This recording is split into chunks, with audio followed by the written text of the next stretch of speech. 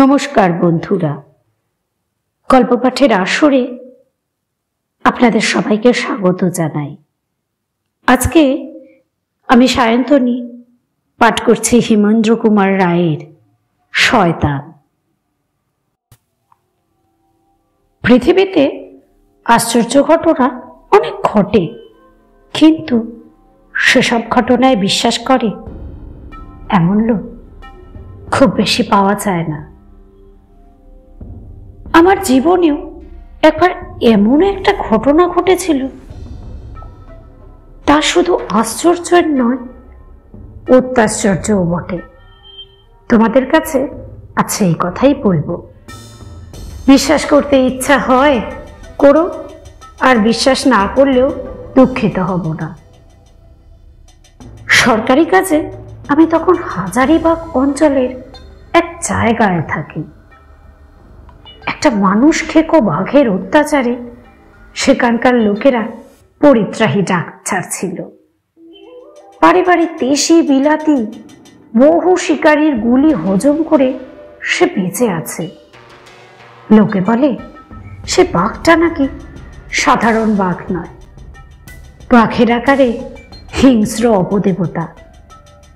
কেউ কেউ নাকি চোখের সামনে তাকে হাওয়ায় মিলিয়ে যেতে দেখেছে, তাকে মানুষের ভাষায় কথা কইতে শুনেছে। এমন লোকেরও অভাব নেই। বনের ভিতরে বসে সে নাকি মেয়ে মানুষের মতন আর্তনাদ করত, আর সেই কান্নাকে মানুষের কান্না ভেবে যে বনের ভিতরে ঢুকত, সে আর ফিরে আসতো না। লোকে তাই তাকে শয়তান বলে ডাকত। শয়তানকে দেখলেই চেনা যেত, কারণ তার লেজ ছিল না। হয়তো বনের ভেতরে অন্য জন্তুর সঙ্গে লড়াই করতে গিয়েই লেজের গৌরব থেকে সে বঞ্চিত হয়েছিল।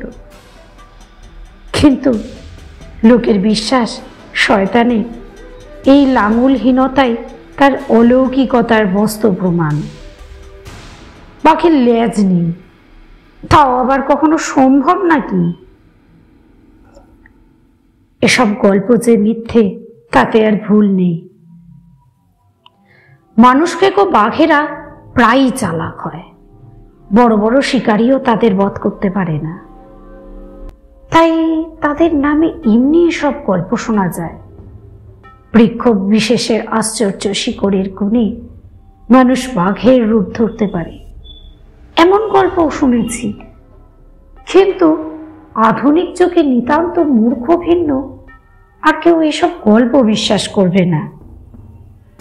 শয়তান যে বাঘ, একদিন তার প্রমাণ পেলুম। বন্ধু হরিশের সঙ্গে সন্ধ্যার আগে হরিণ মেরে ফিরে আসছি। আমাদের পিছনে পিছনে আসছিল মরা হরিণটিকে কাঁধে করে দুজন কুলি, আর বাঘের মতোই বড় আমার শখের কুকুর টাইগার। বনের একটা মোড় ফিরতে সামনে দেখি পথের ওপরে বিড়ালের মতো কুণ্ডুলি পাকিয়ে ঘুমিয়ে আছে মস্ত বড় একটা বাঘ। তার লেজ নেই। পিছনের কুলিরা রুদ্ধশ্বাসে অস্পষ্ট স্বরে একসঙ্গে বলে উঠল, শয়তান শয়তান। পর মুহূর্তে আমরা দুজনে একসঙ্গে বন্দুক ছুড়লুম। শয়তান লাফিয়ে দাঁড়িয়ে উঠেই আবার পড়ে গেল, আর নড়ল না। এত সহজে শয়তানকে ঘায়েল করে আমাদের আনন্দের আর সীমা রইল না। খুলি দুজনও মনের খুশিতে ধেই ধেই ধেই ধেই নাচ শুরু করে দিলে। আশেপাশের গায়ে সে খবর তক্ষুনি ছড়িয়ে পড়ল। দলে দলে লোক দেখতে এলো শয়তানকে। অনেকে তার মৃতদেহের ওপরে কিল চল লাথি বৃষ্টি করে মনের ছালও ছেড়ে দিলে। অনেক কষ্টে তাদের থামিয়ে জনা কয়েক কুলির সাহায্যে শয়তানের দেহ তুলে আবার নিজেদের বাসার দিকে রওনা হল। খানিক দূর যেতেই বিরাট এক ক্রুদ্ধ দৈত্যের মতো সারা আকাশ জুড়ে একখানা মিশমিশে কালো মেঘ ছুটে এলো, ভীষণ ঝোড়ো নিঃশ্বাস ছাড়তে ছাড়তে। শহরে বসে তোমরা এই মিঠো বুনো ঝড়ে কল্পনাও করতে পারবে না। দেখতে দেখতে পরেশনাথ পর্বতের আকাশভেদী চূড়া ধুলো মেঘের আড়ালে অদৃশ্য হয়ে গেল। বনের গাছগুলো পাগলের মতন মাটির উপরে বারবার মাথা কোটবার চেষ্টা করতে লাগলো, আর যেন কার বিপুল ফুৎকারে সারা পৃথিবীর আলো কাঁপতে কাঁপতে নিভে গেল। খানিক তফাতে একখানা পুরনো বাংলো ছিল। আমরা তাড়াতাড়ি তার ভিতরে গিয়ে আশ্রয় নিলাম। ঝড়ের পর এলো বৃষ্টি, সন্ধ্যার অন্ধকারকে সঙ্গে করে নিয়ে। বুঝলুম আজ আর বাসায় ফেরা হবে না, কারণ এখান থেকে আমার বাসা অন্তত 5 মাইল তফাতে। মাঝে আবার নদীও আছে। সেই পাহাড়ের নদী বৃষ্টি ধারায় পুষ্ট হয়ে এতক্ষণে দ্বিগুণ হয়ে উঠেছে নিশ্চয়। কুলিরাও চলে যেতে চাইলে বকশিসের লোভ গ্রাহ্য করলে না তারা দুটো কারণ দেখলে। প্রথমত, শয়তানের মৃতদেহের সঙ্গে তারা রাত্রিবাস করতে নারাজ।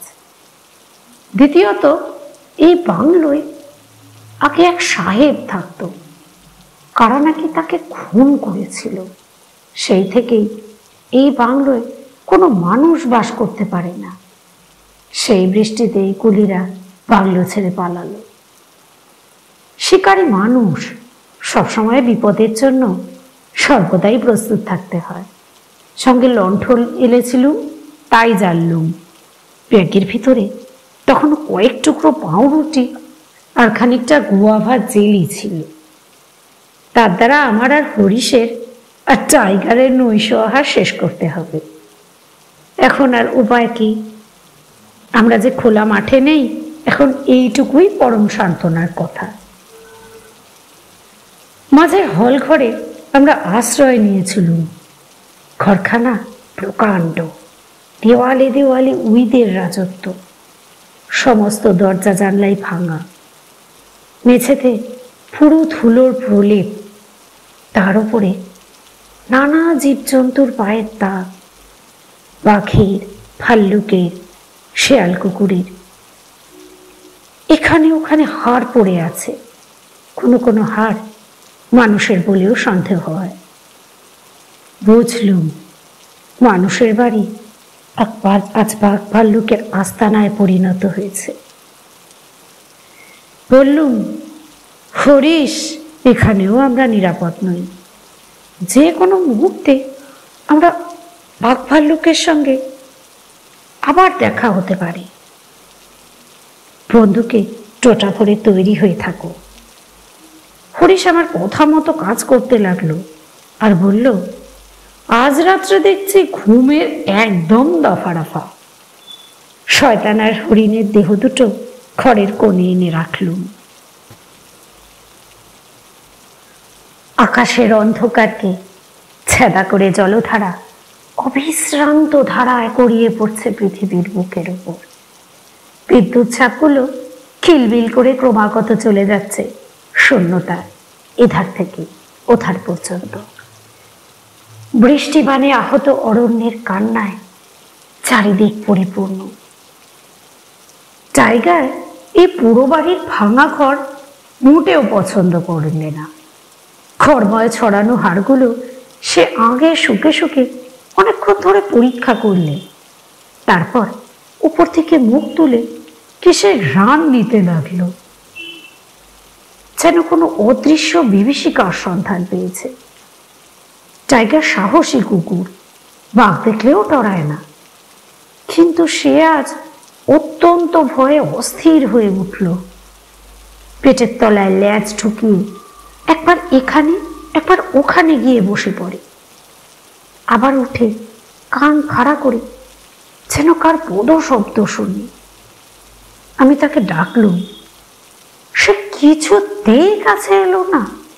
থেকে থেকে চমকে ওঠে আর হাঁ হাঁ করে হাঁপায়। হরিশ আশ্চর্য হয়ে বললে, টাইগার এমন করছে কেন? ও কি দেখেছে? আমারও মনে ওই একই প্রশ্ন। চারিদিকে তাকিয়েও সন্দেহজনক কিছুই দেখতে পেলুম না। বলেছে, মস্ত ঘর, আমার এই ছোট লণ্ঠনের আলোতে সেই ঘরের অন্ধকার দূর হয়নি। হঠাৎ মনে হলো দেওয়ালের উপর দিয়ে যেন একটা লম্বা ছায়া দুলতে দুলতে সরে যাচ্ছে। হরিশের একখানা হাত চেপে ধরে বলল, দেখো দেখো। টাইগার ঊর্ধ্বমুখে অস্বাভাবিক তীক্ষ্ণ শিয়ালের মতো স্বরে কাঁদতে লাগলো। হরিশ বলল, কি কি দেখবো? ওই ছায়াটা? কোথায়? ওই যে দেওয়ালের উপরে দুলছে। তুমিও পাগল হলে নাকি? ওখানে তো কিছুই নেই। চোখ রোগড়েছে, আমিও আর কিছুই দেখতে পেলুম না। নিজের ভ্রম বুঝে লজ্জায় চুপ করে রইলুম। বাইরের বনের ভিতর থেকে একটা বাঘ ক্রমাগত গর্জন করতে লাগলো। হয়তো শয়তানের বউ বনে বনে স্বামীকে খুঁজে খুঁজে ডেকে ডেকে বেড়াচ্ছে। গর্জনটা ধীরে ধীরে অস্পষ্ট হয়ে গেল। হঠাৎ আমার মনে হলো আমার কানে কানে কে যেন কথা কইলে। রোমাঞ্চিত দেহে আমি হরিশের কাজ ঘেঁষে সরে বসলুম। আমার মুখের ভাব দেখে হরিশ বললে, আবার কি হলো? কে যেন আমার কানে কানে কথা কইলে। সুরেন, তোমার মাথা বোধ হয় খারাপ হয়ে গেছে। তুমি যে এমন ভীতু তা তো জানতুম না। তার ধিক্কার শুনে মনটাকে আবার শক্ত করে চাঙ্গা করে তোলবার চেষ্টা করলুম, কিন্তু কেন জানি না বুকের ছমছমানি কিছুতেই আজ থামতে চাইলে না।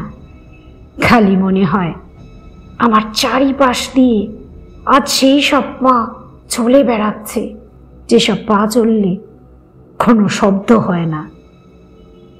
আমার চারিপাশে সব অদৃশ্য চোখ, আমরা তাদের দেখতে পাচ্ছি না, কিন্তু তারা আমাদের দেখতে পাচ্ছে। ওদের চোখ এড়াই কেমন করে বলো তো? বললুম, হরিশ, এ বাড়ি ছেড়ে বেরিয়ে পড়ি, চলো। এখানে আর কিছুক্ষণ থাকলেই আমি সত্যি সত্যিই পাগল হয়ে যাব। হরিশ বললে, কুলিদের বাজে কথা তোমার মনের উপর কাজ করেছে, তুমি শান্ত হও। এরকম পুরো বাড়িতে অকারণে একটু গা ছমছম করে বটে, কিন্তু ও কিছু নয়। কিন্তু টাইগারও এমন কাঁতরাচ্ছে কেন? সে তো কুলিদের কথা বোঝেইনি। টাইগার হচ্ছে অবোধ জন্তু, মিছি মিছি ভয় পেয়েছে। ও সে ভয় পেয়েছে বলে তুমিও ভয় পাবে? তুমি যে মানুষ। এবারে সত্যি সত্যি ঘরের বাইরেকার দালানে দ্রুত পদশব্দ হলো। শব্দটা একটা দরজার কাছে এসে আবার দূরে চলে গেল। হরিশ বললে, কোনো জন্তুর পায়ের শব্দ, কিন্তু আমার মন বললে কোনো জন্তুর পায়ের শব্দ নয়। জীবনে আমার মনের ভিতরে এমন অলৌকিক ভাবের উদয় হয়নি। ভাগ্যের সঙ্গে হরিশ আছে, নইলে আমার অবস্থা যে কি হতো তা কে বলতে পারে। হাত ঘড়ির দিকে তাকিয়ে দেখলুম রাত 12টা। হরিশ খাবারের বাস্কেট বের করে বললে, অনেক রাত হয়েছে, এসো এবারে আমরা খেয়ে নিই। আমি বললুম, তুমি একলা খাও, আজ আমার খিদে নেই। ঠিক সেই সময় খুব কাছেই আবার বাঘের ঘন ঘন চিৎকার শুরু হলো। শয়তানের সঙ্গিনী কি খোঁজ পেয়ে এখানে এসে হাজির হয়েছে? হরিশ বললে, বন্দুক নাও, বাঘটা ঘরের ভেতরে চলে আসতে পারে। খুব দীর্ঘ, করুণ ও অস্বাভাবিক এক চিৎকার করে বাঘের ডাক থামল। সঙ্গে সঙ্গে ভাঙা জানলা দিয়ে ছটপট করে ঘরের ভিতরে কালো কুচকুচে কি একটা ঢুকে পড়ল। হরিশ বলল, বাদুর। তারপরে দরজা চৌকাঠের উপরে এসে দাঁড়ালো মস্ত বড় একটা কালো কুৎসিত বিড়াল। বাদুরটা ঘরের চারিদিকে চক্রাকারে উঠতে লাগলো, আর কালো বিড়ালটা লেজ তুলে ক্রমাগত ডাকতে লাগলো। বাদুরটা হঠাৎ ওত্তা খেয়ে শয়তানের মৃতদেহের উপর গিয়ে পড়ল। তারপর দুই ডানা বিস্তার করে সেখানে স্থির হয়ে রইল, একটা মূর্তিমান অভিশাপের মতো। টাইগার আবার দাঁড়িয়ে উঠল এবং ভয়ানক এক আর্তনাদ করে আমার পায়ের কাছে ছুটে এসে ধূপ করে পড়ে গেল। কাঁপতে কাঁপতে তার গায়ে হাত দিয়ে দেখি সে মরে গেছে। হরিশ সবিস্ময়ে বললে, সুরেন, দেখো দেখো। ওফ, কি সে দৃশ্য! যাকে আমরা সহজে গুলি করে মেরেছি, যার মৃতদেহ এতগুলো কুলি কাঁধে করে বয়ে এনেছে, যে মরে এতক্ষণে একেবারে কাঠ হয়ে গিয়েছিল, সেই শয়তান এখন আমাদের চোখের সামনে চার পায়ে ভর দিয়ে সোজা হয়ে দাঁড়িয়ে আছে, আর তার দুটো চক্ষু আগুনের মতো দাউ দাউ করে জ্বলছে আর জ্বলছে। সে চোখটা যেন আমাদের ভস্ম করে দিতে চায়। বাইরে আবার বাঘ ডাকতে লাগলো। শয়তান ঘরের ভিতর থেকে ফিরিয়ে গেল ধীরে ধীরে। বাদুর আর কালো বিড়ালকেও আর দেখতে পেলাম না। চিৎকার করে আমি মাটির উপর পড়ে গেলুম। সেই সপ্তাহে দরখাস্ত করে অন্য দেশে বদলি হয়েছি। আচ্ছা, শয়তানের সঙ্গে আবার দেখা হয়। হরিশের মতে আমাদের বন্দুকের গুলিতে শয়তান মরেনি, মূর্ছিত হয়ে পড়েছিল মাত্র। হতেও পারে, আবার নাও হতে পারে।